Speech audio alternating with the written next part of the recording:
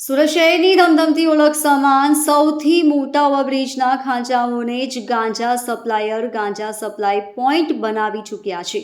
ગાંજા supplier DGVCL office સામે આવેલ ઓવરબ્રિજના પિલરના ઉપરના જોડાણવાળા ખાંચામાં માદક પદાર્થો સંતાડી રાખતા હતા. ઊંચાઈવાળા અને છુપા સ્થાનો સુધી પહોંચવા માટે પોલીસ ટીમે તાત્કાલિક સીડીઓ મંગાવી અને તેની મદદથી પિલર પર ચડીને ઝીણવટભર્યું સર્ચ ઓપરેશન ચલાવ્યું હતું, જેના પરિણામે ₹9,150ની કિંમતનો 183 ગ્રામ ગાંજાનો જથ્થો મળી આવ્યો. તેનું વેચાણ કરનાર આરોપીની ધરપકડ કરવામાં આવી છે. ઓવરબ્રિજના ખાંચાઓમાં સંતાડેલો 183 ગ્રામ ગાંજો મળી આવ્યો.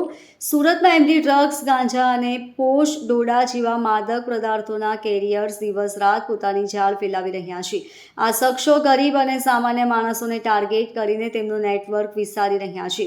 Kapodra police inspector M B. ઓસુરાને માહિતી મળી હતી કે કાપોદ્રા ડીજીવીસીએલ કચેરીની સામે આવેલા ઓવરબ્રિજની નીચે રહેતા અને પડ્યા પાથરતા રહેતા કેટલાક અસામાજિક તત્વો ગાંજાનું છૂટક વેચાણ કરે છે. આરોપીઓની હિંમત એટલી વધી ગઈ હતી કે તેમણે કોઈ પણ પ્રકારનો ડર નહોતો.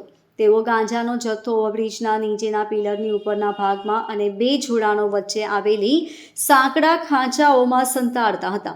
અહીંથી ગાંજો શોધવો સામાન્ય રીતે શક્ય ન હતું, કારણ કે આ ભાગ ઊંચાઈ પર હોવાથી ઝડપથી કોઈની નજર પહોંચતી ન હતી.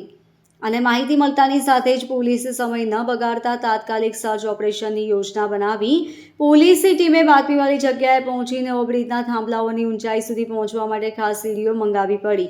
પીઆઈ ઓસુરાના માર્ગદર્શનમાં પોલીસે સીડીઓની મદદથી બ્રિજના થાંભલાઓ પર ચડીને ખાંચાઓ અને પિલરના જોડાણવાળા ભાગોને ખંખેરવાનું શરૂ કર્યું.